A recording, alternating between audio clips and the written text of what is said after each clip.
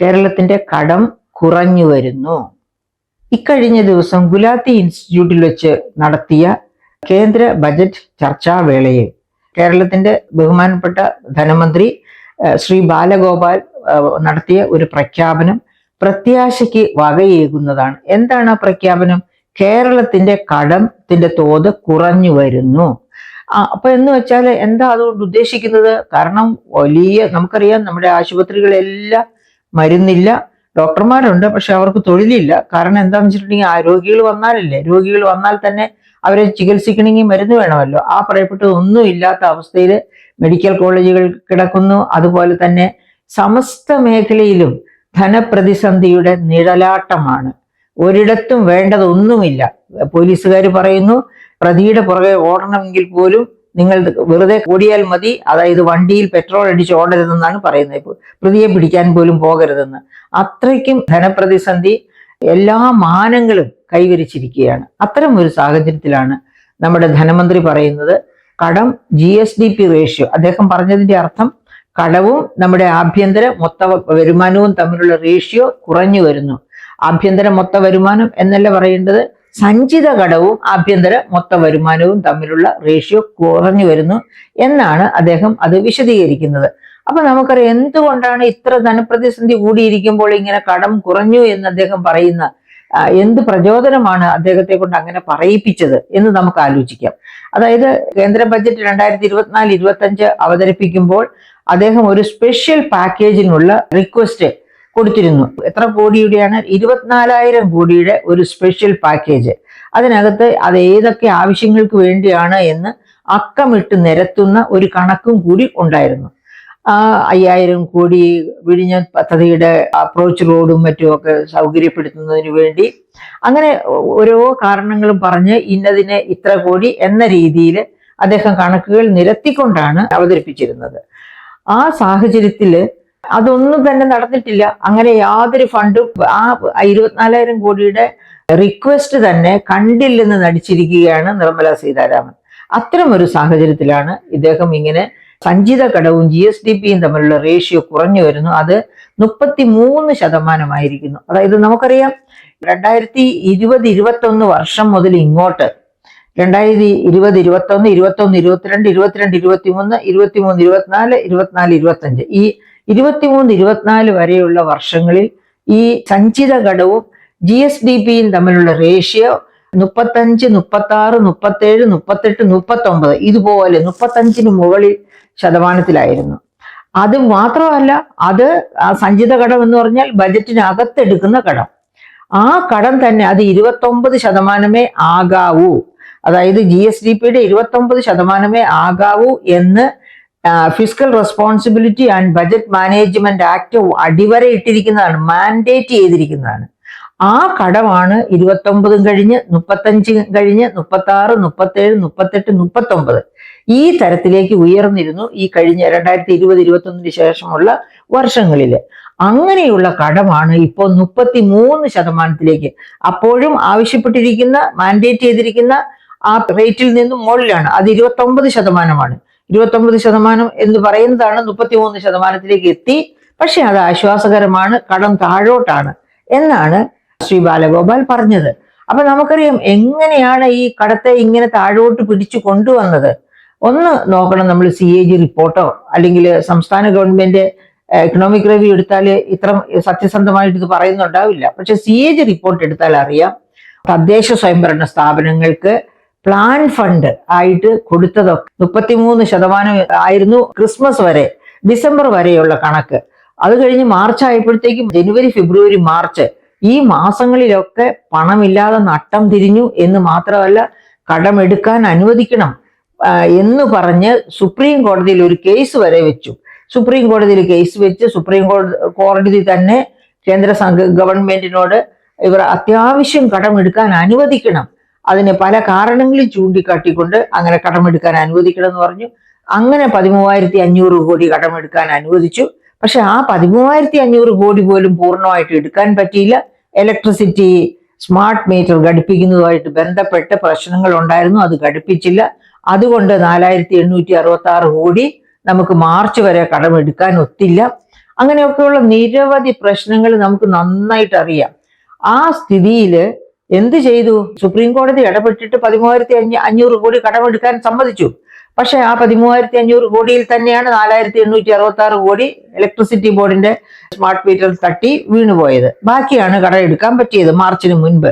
എന്നിട്ട് പോലും ഏപ്രിൽ മാസത്തിലെ ശമ്പളം സമയത്ത് കൊടുക്കാനൊത്തില്ല. ഇപ്പോഴും 5 മാസത്തെ സാമൂഹ്യ സുരക്ഷാ പെൻഷൻ കുടിശ്ശികയായിട്ട് കിടക്കുകയാണ്.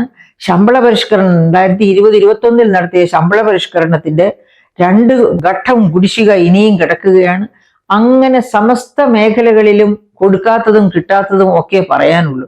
അപ്പോഴാണ് ഈ കടം 33% മാറ്റിയിരിക്കുന്നു എന്ന് നമ്മുടെ ബഹുമാനപ്പെട്ട ധനമന്ത്രി പറയുന്നത്. അപ്പൊ അതിന്റെ ലോജിക്ക് എന്താണ്? കാരണം എന്താണ്? സത്യം പറഞ്ഞാൽ സംസ്ഥാന ഗവൺമെന്റ് ഈ പറയപ്പെട്ട തദ്ദേശ സ്വയംഭരണ സ്ഥാപനങ്ങൾക്കൊക്കെ ഉണ്ടായിരുന്ന പ്ലാൻ ഫണ്ട് വെട്ടിക്കുറച്ചു. അതൊന്നും കൊടുത്തില്ല. അതൊക്കെ വകമാറ്റി ചെലവഴിച്ചു, മറ്റ് അത്യാവശ്യ മേഖലകളിലേക്ക് ചെലവഴിച്ചു. അതുപോലെ തന്നെ ചെയ്ത മറ്റൊരു കടുങ്കൈയാണ് പദ്ധതി ഫണ്ട്. സംസ്ഥാന ഗവൺമെന്റിന്റെ കീഴിലുള്ള പദ്ധതി ഫണ്ടുകളും വെട്ടിക്കുറച്ചു, അതും വകമാറ്റി. അപ്പൊ ഇതൊക്കെ കഴിഞ്ഞിട്ടും ഒരു തരത്തിലും എത്തുന്നില്ല എന്ന് വന്നപ്പോഴാണല്ലോ സുപ്രീം കോടതിയിൽ വരെ കേസും കൊണ്ടുപോയത്. ആ സാഹചര്യത്തിലാണ് കേന്ദ്ര ധനമന്ത്രി ഒരു തീരുമാനം എടുത്തത്. ധനമന്ത്രി ഏകപക്ഷീയമായി എടുത്ത തീരുമാനമല്ല, സംസ്ഥാനത്തുമായിട്ട് നേരത്തെ തന്നെ ഇക്കാര്യങ്ങൾ ആലോചിച്ചിരുന്നു. അതായത് കിഫ്ബി വഴിയും സോഷ്യൽ സെക്യൂരിറ്റി പെൻഷൻ ഫണ്ട് വഴിയും എടുക്കുന്ന കടം ബജറ്റിനകത്താണ്, ബജറ്റിന് പുറത്തല്ല. എന്ന് വെച്ചാൽ ബജറ്റിനകത്ത് FRBM ആക്ട് അനുസരിച്ച് എടുക്കാവുന്ന കടം 3% GSDPയുടെ. ആ 3%-നകത്ത് വരുന്ന കടങ്ങളാണ് കിഫ്ബി വഴിയും സോഷ്യൽ സെക്യൂരിറ്റി പെൻഷൻ ഫണ്ട് വഴിയും എടുത്തിരിക്കുന്ന കടം എന്നതായിരുന്നു കേന്ദ്രത്തിന്റെ വിലയിരുത്തൽ. ഇത് തന്നെയാണ് reserve bank of India, controller and auditor general ഇവരൊക്കെ എടുത്ത നിലപാട്. ആ നിലപാട് അനുസരിച്ച് തന്നെ നിർമ്മല സീതാരാമൻ എന്തു ചെയ്തു? ഈ ബജറ്റിന് ഒക്കെ മുൻപ്, അതായത് കഴിഞ്ഞ ധനവർഷം തീരുന്നതിന് മുൻപേ അവർ എടുത്ത തീരുമാനം എന്താണ്?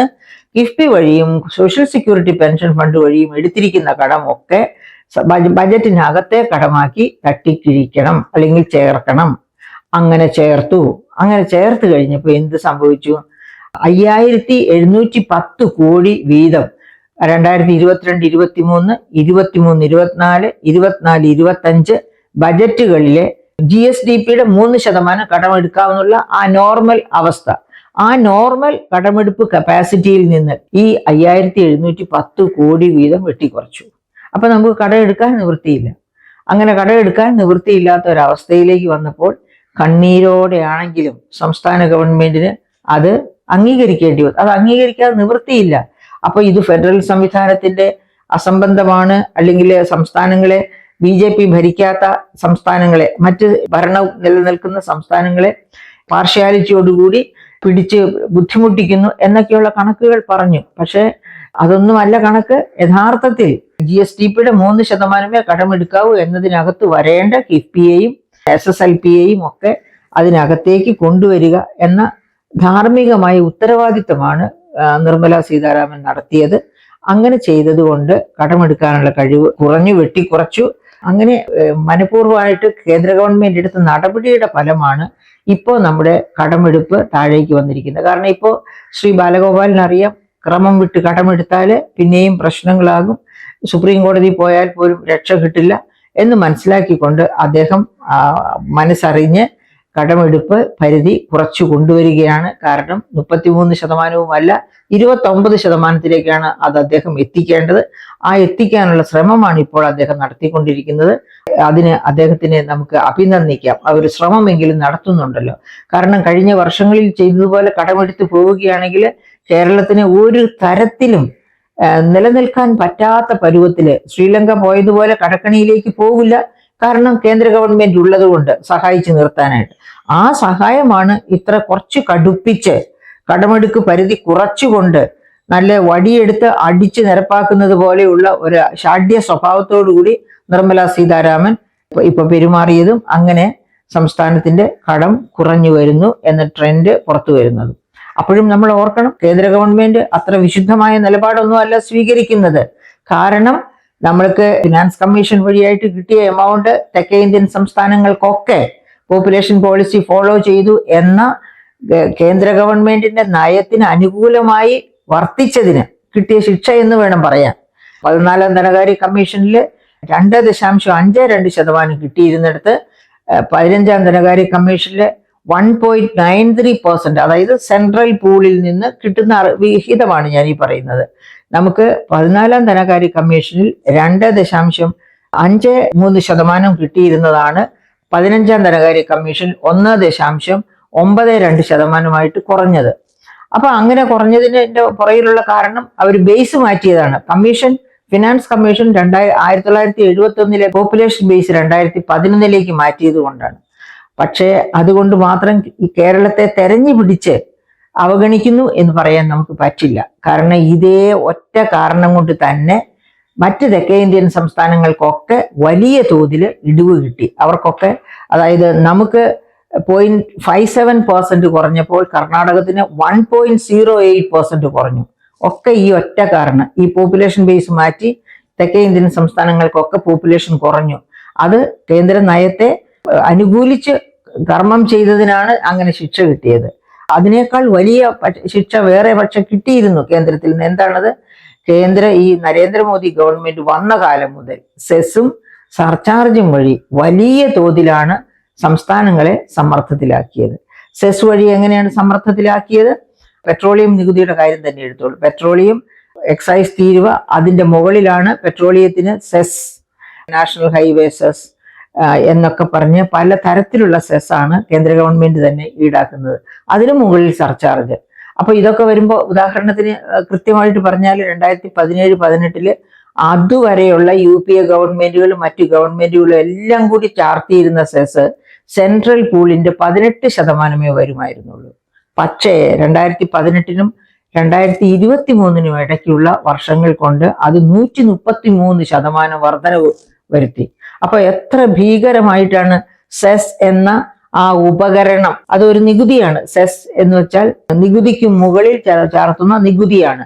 കോൺസ്റ്റിറ്റ്യൂഷന്റെ 171 ഉപവകുപ്പ് അനുസരിച്ച് നികുതിക്ക് മേൽ ചുമത്തുന്ന നികുതിയാണ് സെസ്. അങ്ങനെ ആ സെസ് വർദ്ധിപ്പിച്ച് 133% വർധനവാണ് 2014-നും 2017-18-നും 2023-നും ഇടയ്ക്ക് ഉണ്ടായത് എന്ന് പറയുമ്പോൾ സെസ് വഴി സംസ്ഥാനങ്ങളെ എത്രയധികം സമ്മർദ്ദത്തിലാക്കിയിരുന്നു എന്ന് നമുക്ക് മനസ്സിലാക്കാവുന്നതേ ഉള്ളൂ. അപ്പം പിന്നെ അതുപോലെ തന്നെ കേന്ദ്രവും സംസ്ഥാനങ്ങളും കൂടി സംയുക്തമായി നടത്തുന്ന പദ്ധതികൾ, തൊഴിലുറപ്പ് പദ്ധതി പോലെ, മറ്റതുപോലെ പ്രധാനമന്ത്രി പല പദ്ധതികളും പോലെ, അതിൽ തൊഴിലുറപ്പ് പദ്ധതിയുടെ മാത്രം 90% ഇപ്പോഴും കേന്ദ്രം എടുക്കുന്നത്, 10% സംസ്ഥാനങ്ങൾക്കുള്ളൂ.